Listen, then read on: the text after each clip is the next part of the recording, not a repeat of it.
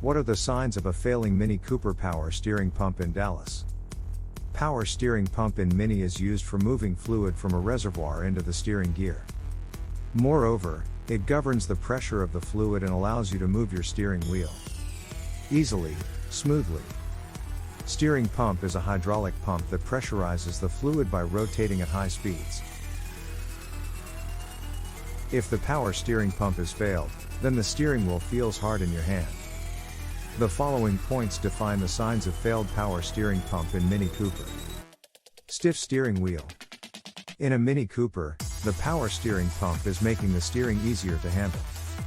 Moving the wheel without power steering is an incredibly difficult task in the vehicle.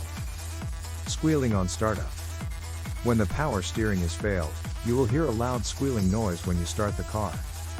In your vehicle, the sound will be coming from under the hood in the engine compartment.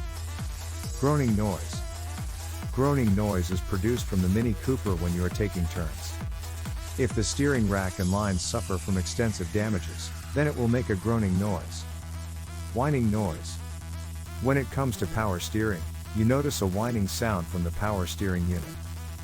This is typically the result of a leak in the power steering pump or just low fluid levels. Fluid leaks. If something wrong happens in Mini, then you notice fluid leaks from the engine compartment. In this case, seals of the power steering pump could potentially develop a leak. Conclusion. In fact, power steering is a convenience that makes driving your vehicle easier and safer. If you are noticing any of the symptoms, then consult with a mechanic to fix it immediately.